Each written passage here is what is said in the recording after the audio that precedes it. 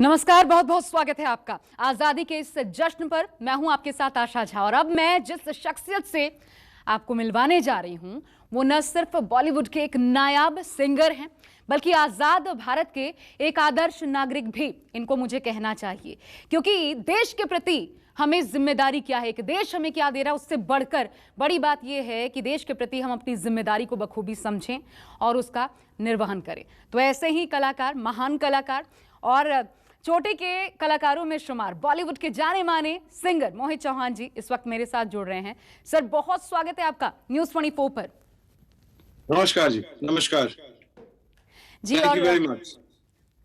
सबसे पहले तो आपको बहुत बहुत शुभकामनाएं मोहित जी। 75वें स्वतंत्रता दिवस की बहुत सारी शुभकामनाएं हमारे तमाम दर्शकों की तरफ से। बहुत बहुत धन्यवाद आप सबको भी और पूरे देश को बहुत बहुत शुभकामनाएं। और मैं उम्मीद करता हूं कि हमारा देश जो है इस स्वतंत्रता दिवस के बाद दिन दूनी और रात चौगनी तरक्की करेगा और उन ऊंचाइयों को छुएगा जिनकी हम लोग कल्पना करते हैं। और जब मैं सर आपसे बात कर रही हूँ तो शुरुआत मैं इस तरीके से करना चाहूंगी। अभी अभी आपने एक गाना भी आर्मी को डेडिकेट किया है, शहीदों को नमन करते हुए उनके लिए समर्पित किया है और रिलीज भी किया है। उसी के माध्यम से अगर इसकी शुरुआत हो जाए इस कार्यक्रम की। जी बिल्कुल बिल्कुल, ये गीत है, गीत का नाम है ए वतन। जी। और जब मुझे ये फोन आया कि ये गीत वो चाहते हैं, भाई आप चाहते हैं कि आप इस गीत को गाएं, तो मुझे बहुत खुशी हुई। इट्स ये एक बड़े ऑनर की बात है कि 75वें स्वतंत्रता दिवस के मौके पर मुझे गाना गाने को मिला जो कि हमारी आर्म्ड फोर्सेस को समर्पित है। और मैं शुरू से ही, बचपन से और जब स्कूल कॉलेज में था, तो मेरा हमेशा हमारे जो आर्म्ड फोर्सेस हैं हिंदुस्तान की, उनके लिए हमेशा मेरा जज्बा बहुत ऊंचा रहता था और उनके लिए रिस्पेक्ट रहता था बहुत। और आज भी वो है और हमेशा रहेगा।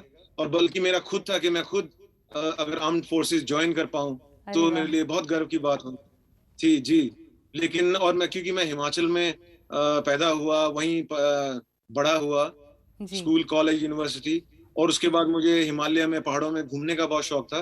तो जो एडवेंचर का जो सेंस होता है माउंटेन्स में, तो मुझे लगता था मुझे उसका सबसे ज्यादा जो एक्सपीरियंस हो पाएगा वो हमारी फौज में हो पाएगा। और मेरे बहुत सारे कजन्स हैं, बहुत सारे भाई लोग हैं और मेरे मित्र जो हैं बहुत सारे, वो फौज में गए और वो बहुत सारी फौज की कहानियां मुझे सुनाते थे। उनमें से कुछ जो हैं वो युद्ध का भी हिस्सा रहे। तो मेरे को हमेशा शुरू से बहुत शौक था। और ये जो मुझे मौका मिला है इस इंडिपेंडेंस डे पे ए वतन ये गाना करने का, तो मुझे लगता है ये मेरे लिए बहुत ऑनर की बात है। और मुझे इस दिवस के साथ ये ट्रिब्यूट देने का जो मौका मिला है एज एन आर्टिस्ट और as a citizen of the country. जी सर, तो प्लीज अगर 2 लाइन आप गुनगुना भी दें। जी अभी बात कर लेते हैं, मैं शायद थोड़ी देर में गुनगुना दूंगा, ऐसी कोई बात। ठीक है। अब हम उन चैंपियंस की भी, क्योंकि आपने जो ओलंपिक्स एंथम है उसको भी अपनी आवाज दी मोहित जी। और जी बिल्कुल, बिल्कुल जी बहुत हिट हुआ। क्या कहना चाहेंगे जो सफलता हमें ओलंपिक्स में मिली उसको लेकर के, और जो आपने गाना भी गाया सबके दिलो दिमाग पर छाया रहा। जी बिल्कुल, उस गीत का नाम है जो ऑफिशियल ओलंपिक एंथम जिसको कहा गया सरकार की तरफ से, उसका नाम, गीत का नाम है तू ठान ले। और मुझे ये मेरे लिए बहुत ही स्पेशल रहा कि इस ओलंपिक्स के दौरान मेरा गीत जो था वो ऑफिशियल ओलंपिक एंथम बनाया गया। और इसी ओलंपिक्स में पहली बार हमें स्वर्ण पदक मिला एथलेटिक्स में, हमारे इतिहास रचा गया। और हमारी जो हॉकी टीम थी वो 40 साल के बाद उस मकाम पे पहुंचे, सेमीफाइनल्स में पहुंचे और मेडल भी लेके आए मेंस हॉकी टीम। और जो हमारी विमेन्स हॉकी टीम थी उनका प्रदर्शन, मेडल नहीं मिल पाया लेकिन प्रदर्शन उनका कम नहीं था। और वो भी उस मुकाम पे इतने सालों के बाद हमें उनको देखने का मौका मिला। तो मुझे लगता है कि ये मेरे लिए तो ये उम्र भर का एक यादगार मोमेंट बना। और मुझे बहुत खुशी हुई कि लोगों ने उसको पसंद किया। मैंने सुना जो एथलीट्स हैं, खिलाड़ी हैं, उन लोगों को भी वो गीत बहुत अच्छा लगा। और जी मैं जी। मेरा ये उम्मीद रही कि उनको प्रेरणा उस गीत से मिली होगी। पर प्रदर्शन इतना बढ़िया रहा मेरी तरफ से, तो जितने भी ओलंपिक के खिलाड़ी हैं मैं उनको सबको नमन करता हूँ, सबको नमस्कार करता हूँ, जो मेडल जीत के आए भी और जो नहीं भी जीत के आए, क्योंकि वो हमारे हिंदुस्तान के बेहतरीन खिलाड़ी हैं, सबसे बेहतरीन खिलाड़ी हैं। और क्योंकि ओलंपिक से बड़ा तो कोई स्पोर्टिंग इवेंट दुनिया जी में होता बिल्कुल। नहीं है, और इसको पूरी दुनिया के इसमें खिलाड़ी आते हैं, तो उसमें तो हिस्सा लेना ही, देश को आप रिप्रेजेंट कर रहे हो, तो बहुत बड़ी बात होती है। तो उसके साथ मेरा भी कुछ योगदान होना एज ए संगीतकार, तो मेरे लिए बहुत बहुत उसकी बात है, गर्व की बात है मेरे लिए। तो सर, जब आपने गीत को आवाज़ भी दी और हमें इतनी बढ़िया सफलता भी मिली, तो फिर ये मौका तो बनता है जी उस गीत को एक बार फिर गुनगुनाने का। ठीक है जी, मैं गुनगुनाता हूँ उसके दो लाइनें। जी। हम्म, तीर की तरह तू चल चूके ना निशाना, तीर की तरह तू चल चूके ना निशाना, लक्ष्य तेरा सामने है जीत के है आना। तीर की तरह तू चल चूके ना निशाना, तीर की तरह तू चल चूके ना निशाना, लक्ष्य तेरा सामने है जीत के है आना, लक्ष्य तेरा सामने है जीत के है आना। अच्छा, जी क्या यादें रहीं सर? इसमें मैंने देखा तमाम खिलाड़ियों को भी शामिल किया गया है। इस गीत को बनाते समय क्या यादें रहीं इसकी, जो आप हमेशा हमेशा अपने साथ रखना चाहेंगे? क्योंकि इतनी बड़ी, अब तक की सबसे बड़ी सफलता इस टोक्यो ओलंपिक्स ने हमें दी, 7 मेडल्स के साथ, गोल्ड भी आया और 2008 के बाद पहली बार बिल्कुल। गोल्ड आया। तो क्या यादें आप संजो के रखना जी चाहेंगे इसके अलावा? देखिए, इसके अलावा सबसे बड़ा तो एथलेटिक्स में नीरज चोपड़ा साहब जो थे, वो उन्होंने गोल्ड लेके आए। इससे उससे ज्यादा बड़ी बात हिंदुस्तान के लिए पहले कभी हम्म। हुई नहीं है। हमारा हम्म। गोल्ड जो कभी बहुत पहले आया आया करता था हॉकी में, उसके बहुत साल शायद उसमें अभिनव जी लेके आए थे, जी लेकिन जी बिल्कुल। एथलेटिक्स में कभी नहीं आया था। तो मेरे लिए सबसे बड़ी यादगार ये रहा कि मिल्खा सिंह जी का एक इंटरव्यू मैं देख रहा था हमारे जी। ऑनरेबल स्पोर्ट्स मिनिस्टर साहब के साथ, पिछले वाले जो थे किरण जी, और उसमें मिल्खा सिंह जी ने ये अपनी एक इच्छा जाहिर करी कि मैं अपने जीते जी, मेरा ये जी ख्वाब है बिल्कुल। और मेरी ये इच्छा है, मेरा ये सपना है कि हम एथलेटिक्स में कभी गोल्ड और मेडल लेके आए। तो वो जो इतिहास रचा नीरज चोपड़ा ने, वो एक मेरे आंख में आंसू आते हैं वो सोच के कि मिल्खा सिंह जी ने वो एक इच्छा जाहिर करी। वो हमारे साथ अभी नहीं रहे, लेकिन वो जहां भी होंगे उनको बहुत गर्व महसूस होगा। और हमारी जो ये अचीवमेंट है एथलेटिक्स के फील्ड में पहली बार इस लेवल की हुई है, तो ये तो एक यादगार जो है, ये तो जिंदगी भर। और जी मेरा जो गीत है वो इस ओलंपिक के साथ जुड़ा है, तो मेरे लिए तो बहुत बहुत खुशी की बात है।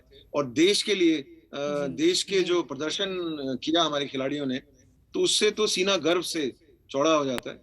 और इसलिए भी, और ये आपको और यादगार तो हमारा। शुभकामना के पात्र आप बन जाते हैं ऐसे में।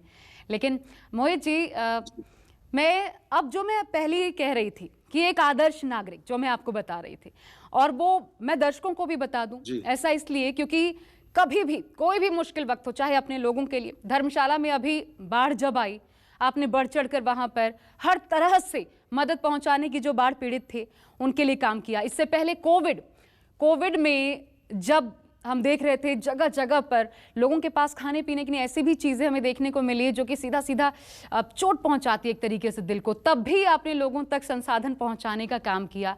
चाहे ऑक्सीजन पहुंचाना हो उसके लिए भी काम किया, मेडिकल इक्विपमेंट्स पहुंचाने हो उनके लिए भी काम किया। तो मैं धन्यवाद कहना चाहती हूँ इस आदर्श नागरिक को जो इस वक्त हमारे सामने, देश के सामने बैठे हुए हैं। और ये ऊर्जा कितनी ज़रूरी है एक आदर्श नागरिक के तौर पर, हर एक व्यक्ति में कितनी ज़रूरी है? देखिए, ये शुरू हुआ जब कोविड का प्रकोप दुनिया में शुरू हुआ और हमारे देश तक पहुंचा, और सबसे पहला लॉकडाउन लग गया था 2 साल पहले। तो उस टाइम पे सबसे पहले हमने शुरू किया, एक ट्रस्ट बनाया, एनिमल्स आर पीपल टू, जिसके लिए हमने जो हमारे कम्युनिटी एनिमल्स हैं, जी हमारा जो कल्चर है हमारे देश का, उसमें हमारे साथ जो जानवर रहते हैं हमारे आसपास, हमारी नेचर है, उनको रिस्पेक्ट देना हमारा, उसका बहुत बड़ा हिस्सा है हमारे कल्चर का। और वो शुरू से रहा है, हजारों सालों से रहा है।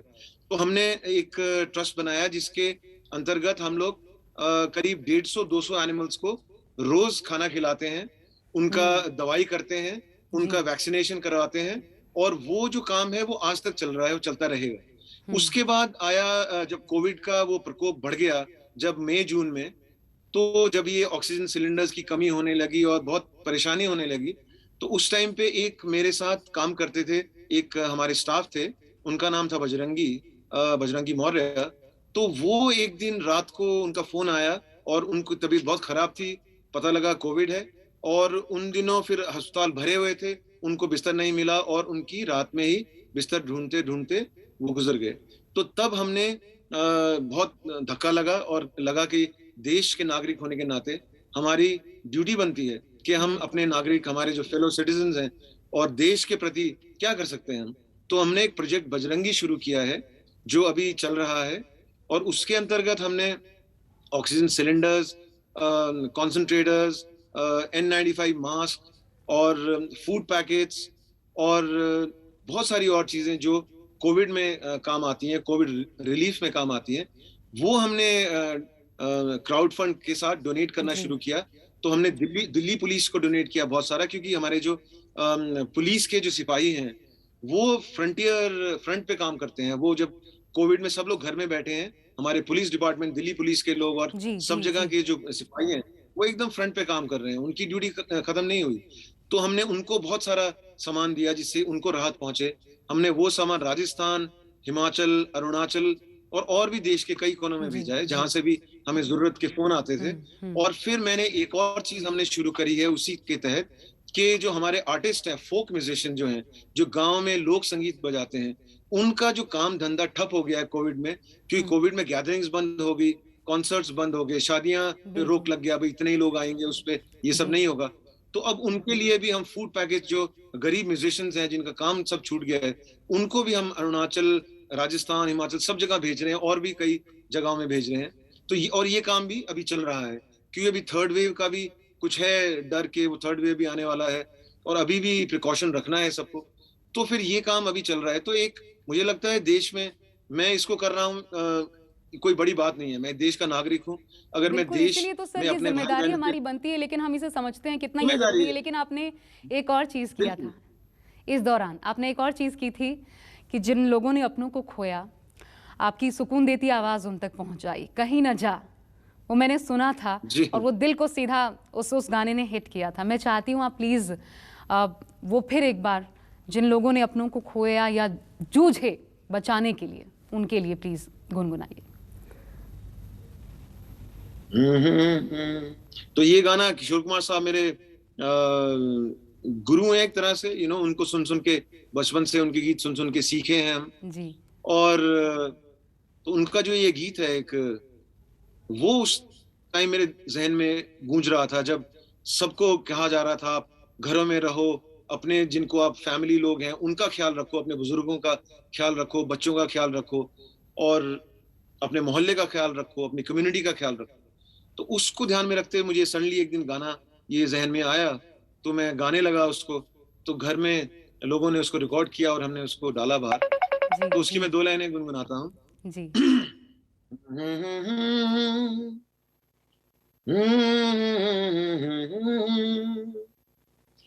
ना ना ना ना ना ना,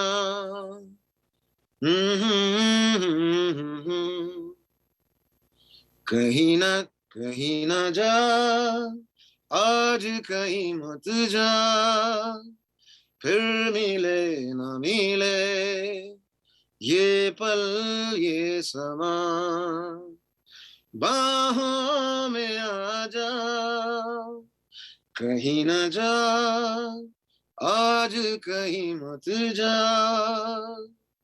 फिर मिले ना मिले ये पल ये समा, बाहों में आ जा, बाहों में आ जा। इतना सुकून है इस गाने में, इतना सुकून है कि ये सच में अपनों का एहसास कराती है, अपनत्व का एहसास, कि किसी का होना जीवन में कितना मायने रखता है। लेकिन हर एक इंसान, हर एक किरदार, मोहित जी, वो जिस मिट्टी में पला बढ़ा, शायद उसके पूरे किरदार को गढ़ने में उस मिट्टी का बहुत बड़ा हाथ होता है। और आप मुंबई तो आकर बस गए, लेकिन उस मिट्टी की महक को आपने छोड़ा नहीं, और इसलिए माए नी मेरी ये ऐसा गाना है जो अगर कोई हिमाचल से नहीं भी है तो भी उसकी जुबान पर चढ़ा। मतलब मैं खुद इस गाने को इतना गुनगुनाती हूँ, और जब आप इसे गाते हैं तो आप शायद एक अलग जोन में चले जाते हैं, अपना वो जुड़ाव महसूस करते हैं अपनी मिट्टी के साथ। तो आज तो ये मौका मैं बिल्कुल नहीं जाने देना चाहती कि आपसे वो प्लीज सुनूं जब आप सामने हैं, माए नहीं मेरी। और क्या कहता है ये गाना, ये भी जो लोग नहीं समझते उनके लिए। देखिए कोई भी इंसान जो है, हम लोग कुछ भी अपनी जिंदगी में बदल लें, लेकिन एक जो सच है वो हम कभी नहीं बदल सकते कि हम जिस मिट्टी से बिलोंग करते हैं, बिल्कुल वो उस सच को हम कभी नहीं बदल सकते।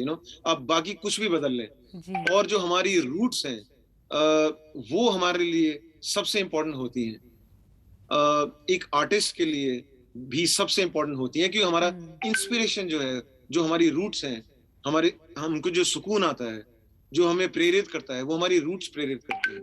तो ये गीत जो है, ये मेरे मिट्टी का गाना है, जहाँ मैं पैदा हुआ, बड़ा हुआ, जी। और वहाँ की जो खुशबू है, वहाँ का जो माहौल है, वहाँ जो सुकून है पहाड़ों का, हिमालय का, वो हमेशा मेरे जहन में रहता है। मैं बॉम्बे में भी जब वर्सोवा में घूमता हूँ, बैंड्रा घूमता हूँ, तो जी।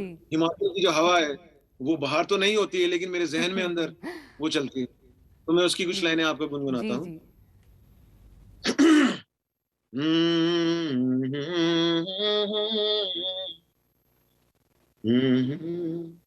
ओ माए नी मेरिए शिमले दी राहें, चंबा कितनी दूर। ओ माए नी मेरिए शिमले दी राहें, चंबा कितनी दूर। ओ शिमले नी वसना, कसौली नी वसना, शिमले नी वसना, कसौली नी वसना, चंबे जाना जरूर है। माए नी मेरिए शिमले दी राहें, चंबा कितनी दूर है, चंबा कितनी दूर। जी। आप खुद गाते हुए या मैं इस वक्त आपको सुनते हुए हम ये महसूस कर सकते हैं, और जो लोग घर पर भी बैठकर इस वक्त आपको देख रहे होंगे वो भी महसूस कर सकते हैं कि ये क्या महसूस कराता है ये गाना। लेकिन मैं थोड़ा सा अलग लेके जाना चाहती हूँ आपको। हमने ये जाना आपके बारे में, जब मैं देख रही थी तो मुझे पता चला कि आपने कभी गायकी का प्रशिक्षण नहीं लिया। मतलब आप गिटार प्ले किया करते थे, बांसुरी बजाते थे, हारमोनियम आप बजा लेते हैं, लेकिन आपने कभी प्रशिक्षण नहीं लिया और कुन फाया जैसा गाना मोहित चौहान दे गए। ये आश्चर्यजनक है, ये कैसे? देखिए, संगीत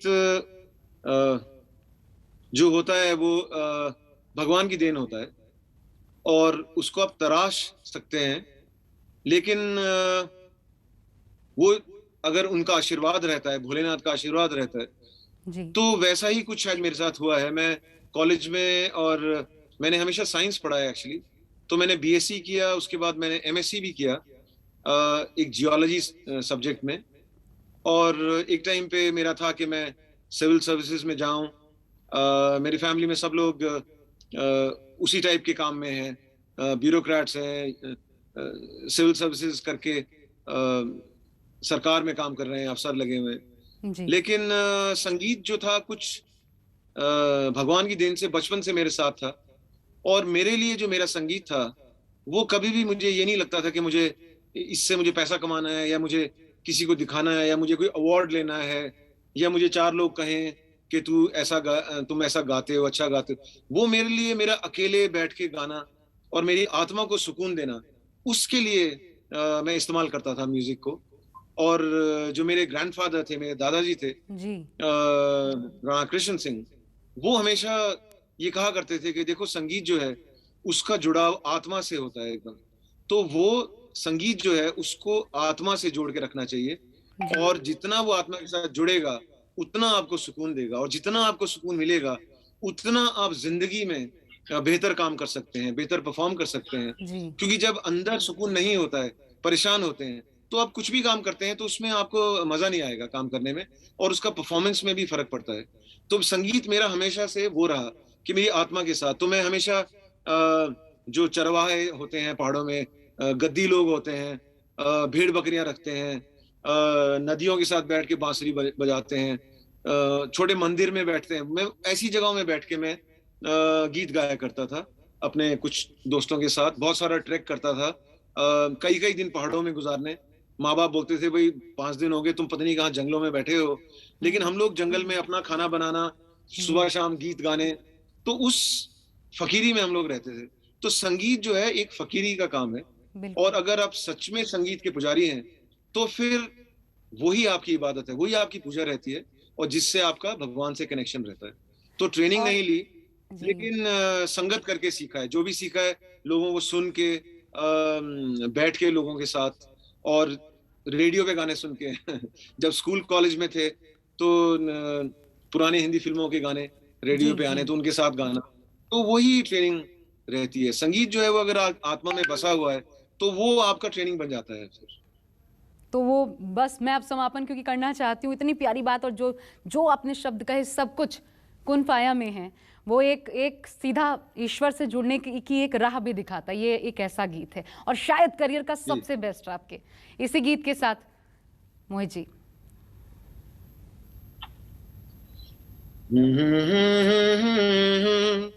नानायाकुन फायाकुन फायाकुन फायाकुन कुन फायाकुन कुन फायाकुन फायाकुन फायाकुन फायाकुन फायाकुन कुन फायाकुन कुन फायाकुन।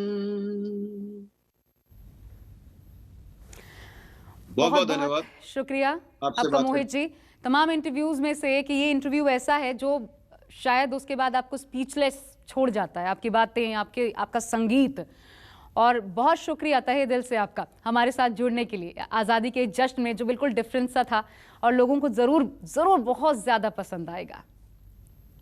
बिल्कुल जी, और मेरे लिए ये गर्व की बात है कि ये 75वें स्वतंत्रता दिवस पर मुझे ए वतन जैसा गाना गाने को मिला, जिसको धुन बनाई है अभिषेक ने, गीत लिखा दीपक ने। और मैं उम्मीद करता हूं कि लोगों को, हमारे नागरिकों को, भाइयों बहनों को इससे प्रेरणा मिलेगी हमारे देश के लिए काम करने के लिए, और देश को एक और ऊंचाइयों पे ले जाने के जी, लिए। बहुत बहुत धन्यवाद। बहुत शुक्रिया तो हमसे बात करने के लिए। तो ये थे बॉलीवुड के जाने माने सिंगर मोहित चौहान हमारे साथ है, लेकिन आज़ादी का ये जश्न यूं ही अलग अलग नामचीन चेहरों के साथ जारी रहने वाला है। बने रहिए।